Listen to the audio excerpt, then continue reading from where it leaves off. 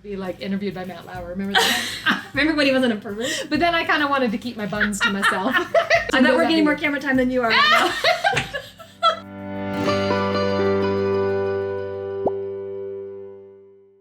Hey, it's Nicole and Emily.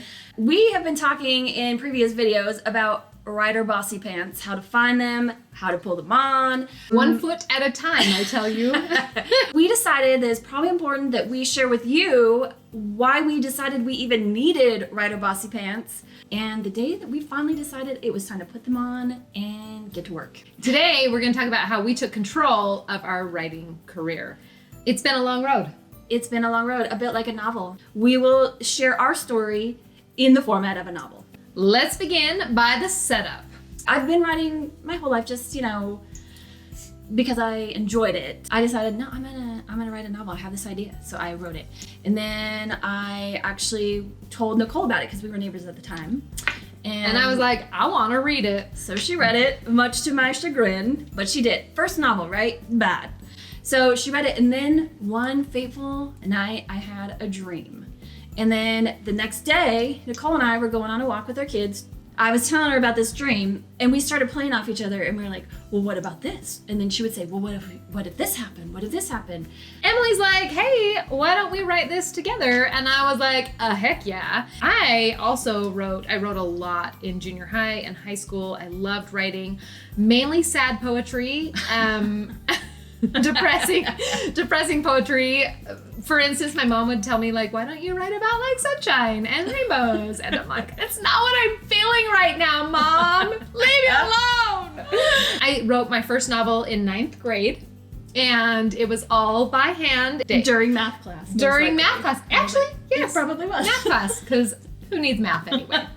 So flash forward, when Emily was saying, hey, why don't we write this together? I was like, yeah, we would absolutely want to write this together. So we decided we would write a novel.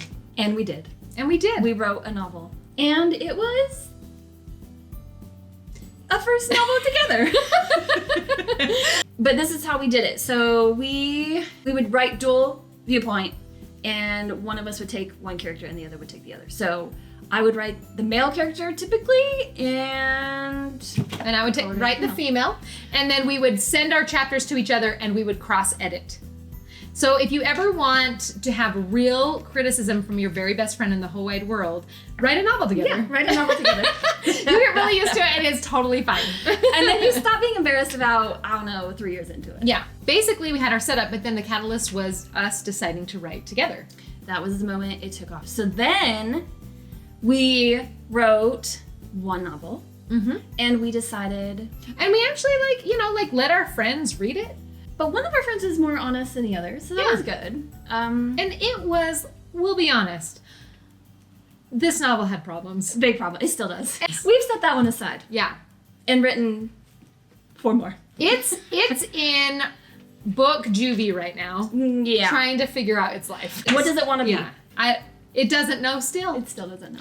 So the debate comes in. We finish this book and we're looking at it and we're like, what do we do with it now? So should we get it published? Should we not? Should we put it in the closet? But we loved it. Yeah, we did love it. And we still love it. Again, we still you love people that still love people that go in rehab. Our book is in rehab. All the characters, the whole story is in rehab. And we still love it dearly. We do. So then the debate was, do we self-publish, or do we seek out an agent and find a publishing house and try and do it traditionally? This was back in 2000, probably 10, Yeah. 2010, long time ago. And really back then, self-publishing kind of had this really bad connotation. They were like, So we decided we were going to traditionally publish. So we went for it. And we started querying agents. So we did all the research about, how to query and what agents were representing our genre, and so we did all of our research. We spent a lot of time doing research. We got a really lengthy list of who would take our type of book. We've got the query letter, we've got it all formatted, we've actually, really poured our hearts and souls into this one letter that we would send to an agent. We push send and we're so excited. We're like, anything can happen. Anything can happen. Anything did happen. Nothing. Anything did happen. for many, many months. Yes. Yeah, so we got rejections. Many Lots. rejections. But we also got requests. Not only did we get partial requests for our manuscript, we got full requests. And you know what? How cool was it to have our first agent saying, we would like to read the full manuscript? Yeah. And then we thought, that's it. We were like, yes, Oh. this is it. I think this is going to be our agent. Why would they request a full if they didn't want it? It's Right? obviously awesome, and they're going to love every sentence. They didn't love every sentence. But the good news is, while we're getting rejections and we're getting requests, we're also writing another book. We wrote this book in 6 weeks. 6 weeks. 6 weeks. Start to finish. To say we love this book is like an understatement. Yeah. Like, some people love their first child like the first, and then they're like, oh, the second child, my heart opens up and I can have love for, but like, the second child actually was preferred. I think we love our second child more. We do. Yeah. And we can honestly say that. This baby was the one. It was, and we can feel it. We knew it. Mm-hmm. So we decided while we were querying the other one and it wasn't going so well, Mm-hmm. we would start querying the next. And we were getting rejections. We were getting requests. We were getting full requests. Mm-hmm. And one of those full requests happened to be an agent that wanted to sign us. Yeah, that happened. And then we thought, okay, this day, Yep. mark this. So we called our friends. Our friends came over, knocked on the door. We had a big celebration. Oh This was my the beginning of our writing career for sure. Like this was gonna be. This is it. Yeah. This is it. We don't have to ever query another agent again. We actually said those words. Yeah, we are said done it. with that. We never have to write another query letter, nothing. We knew we were good enough Mm-hmm. to get an agent. Yeah, we landed an agent. We pictured it. We were like, okay, this is step 1 of 2, and we're halfway there. So excited. We started working with our agent. She was very nice. She was very lovely. Super. Yeah, we kind of started talking about our vision Mm-hmm. of our writing career, right? Because this was going to be long term. This was not just a one book and then out. This was like long term for us. So we started talking to her about that, and she started to do her job. Yep, she started to query publishing houses, Uh-huh. and we would get rejections from them. Yeah. And we're like, oh, rejections aren't over yet. No, then we realized, oh, this is like a multiple step process. Mm-hmm. So, but then we also got some requests from some pretty big editors that we were like, okay, I knew this is where we were going to end up. This is perfect. So exciting. Once we have the publishing deal, then we'll be with that publisher for the rest of our lives. Like, we don't have to do this ever again. Nope. This takes us to our midpoint.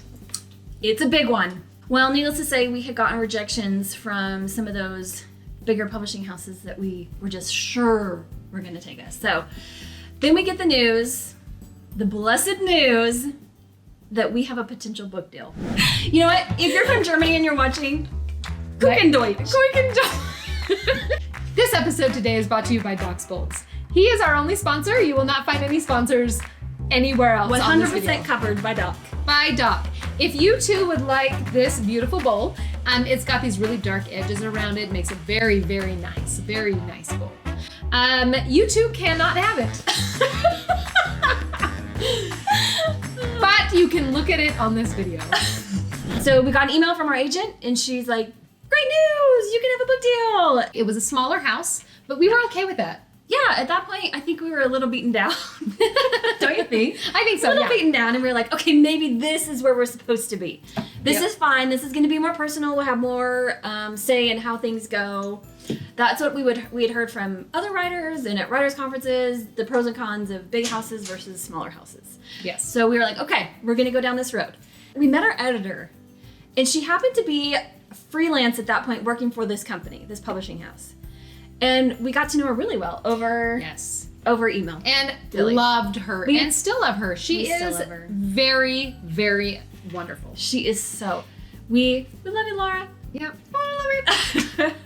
So she had been working at a bigger publishing house and had been one of the editors who requested our manuscript. We worked through our agent, so we never heard, some of the names of the editors who requested. She recognized our book because she had requested it, and she had championed it, and she had taken it into the conference room with the team at this publishing house. A big publishing house. Yeah, and it had made all the cuts except for one. The last one. The very last one. And they decided not to take us. Then, flash forward, she decided to do freelance work and became our editor. Yes, and the only reason that publishing house hadn't taken us is we had no social media presence, Yeah. which at the time was huge, right? And it still is, but we didn't really have anything. So they had ultimately, the marketing team at that publishing house had decided to set our book aside. So we got to work with her. And she was phenomenal. She really was. She gave us all these ideas. We really worked with her well. Yes. In fact, we worked with her better than we did the actual publisher because I mean, we just really got along with her and felt like she wanted to champion our work and make it as good as possible. So we really did go through every single round of edits. And it got a publication date, a release date. Yeah. And it was going to be in September of 2016. Yeah. This is when things kind of took a little bit of a turn. We had a specific name we liked for this novel, and we loved this name, and we really felt like it worked really well. Well, the publisher was like, no, we cannot publish your book under that name. And we knew that you didn't have a lot of control sometimes over, if the publisher decided to change the title or the cover or whatever. That wasn't, because we had signed our rights over to the publisher. So the publishing house gave us a few different names that we could choose from, and all of them we did not love. No. They sounded exactly like a lot of novels that were coming out. We just didn't want to be like every other novel and get lost in the shuffle. So it was really hard to basically give away the name and have to go with something that we didn't love. But we did it. We did, and we said, okay, out of this list of awful, we choose this least awful. And so they moved forward with that. Yep.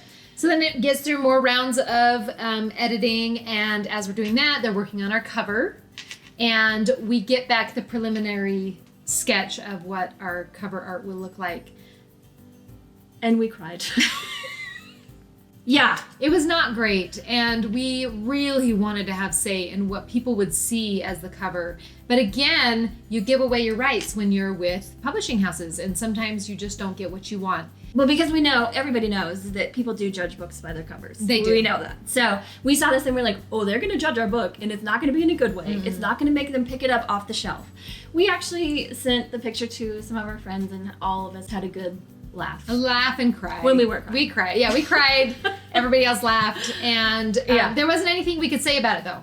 We tried to come back and we tried to talk and discuss with the publisher, like, maybe this isn't what we wanted it to look like. We wanted it a certain way. Is it possible to even change just a few aspects of it? And basically, they said no. And we were starting to feel super unsettled. Really unsatisfied, really unsettled. And we didn't want to be divas about it because we knew that we had given them rights. But it was bad. Yeah, and we were heartbroken. So there was a movement that happened in the publishing world, and our book got caught up in it. As a result, we got an email one day that said that the publisher was letting go of a whole bunch of authors, but don't worry, you're not part of it. Yeah, she was like, don't worry about it. We still have our publication set for date for September of 2016. Everything's good. You're not going to be affected by this. But she did let go 50% of her clientele. The next day came? The very next day. The very next day. And we had the news that we indeed were going to be part of those who were no longer being published at this company. Yes. So we lost our book deal. Yeah. Overnight. But we did get our rights back. So we find ourselves at the all is lost point in this story. And we start questioning ourselves. We start questioning our writing. Like, we're not good enough. And we can't even get published by a small publisher now. And then we started looking at our own situation where we have an agent that's still our agent. We didn't lose our agent over the book deal being canceled. But we didn't get any movement out of this agent. So while she was wonderful, it wasn't happening. Our visions were not lining up at this point. So we actually let go our agent. We decided we'd rather not have an agent. And the only thing that gave us that idea really is that we had gone to a writer's conference and someone was talking about how agents actually work for you, the author, not the other way around. And we were like, oh, Yeah. Okay. Because we were not satisfied. We parted ways. Within months, from having a book deal, having an agent, and having everything, getting ready to publish a book, we didn't have a book deal, we didn't have an agent. We were at the very beginning, all over Very again. beginning. As if we had taken our document and erased our entire story and we're starting all over, cursor blinking on the page. On to a new plan. New plan? Plan 183, I guess, at this point. So we decided it was time for us to get serious. We had heard it a lot, but we had kind of ignored the advice to get a writer's group because we were like, well, we have each other. We write, we read each other's stuff. We have friends, we give it to them. But we decided to take it seriously. So we started going to a local writer's group. Highly suggest you find people that you trust and love that are in the writing industry to be a part of your writer's group, because it will be a huge benefit to your own writing. Yeah, if you want to be a real writer, you have to have a writer's group. We got our writer's group. We've been together now for 6 years almost. Yep. And Love you guys. I know. We had to face our greatest fear and lose everything for us to decide that we wanted it enough to keep going. And we really did. We decided to take control and change up our mindset completely. So we attend a local, it's a regional, at this point it's a national writers conference called Storymakers, and it's in Provo, Utah every May. We've talked about it before. We can't say enough good about it. So Love it. We decided we were gonna enter a first chapter contest. Again, we've done it in years past, but we decided, no, this year we're gonna do it. And we entered 2 of our stories, and it's just the first chapter of each story. All of a sudden, it comes to our category, and it was like 3rd. And I'm like, oh my gosh, was that our name? And I look over and I'm like, oh, we just won 3rd. And then they did the 2nd, and then they did 1st, and we won both of our first chapters. We won 1st for one, and then 3rd for the other. And it gave us this crazy boost of confidence. Like, yes, we knew our writing was good enough. Yes. And on top of that, we got feedback. We got some really great feedback. Amazing feedback. And some great opportunities that came from that. That really was the moment where we said to ourselves, we're taking control of this. We're not gonna wait for agents anymore. We're not gonna wait for editors. We're not gonna wait for anybody. We are going to carve our own path and take charge of our writing life. And so let's bust into Act 3, where we currently are residing. Because our finale is not gonna be written ever. Even like we're gonna die. We're gonna write till we die. Write or die. Ride or die. Ride or die. Ride or die. We're gonna write until we die, and then we're gonna still write in heaven. That's right. I'm gonna write in heaven. I think you can have whatever you want in heaven. So if you want a computer or 10, then that's fine? yeah. Okay. So that's good to know. We're gonna write in heaven. These are good things to know. We love every minute of it. We love writing. We love writing with each other. We just want to encourage you to keep going. Always keep going. It is so much fun.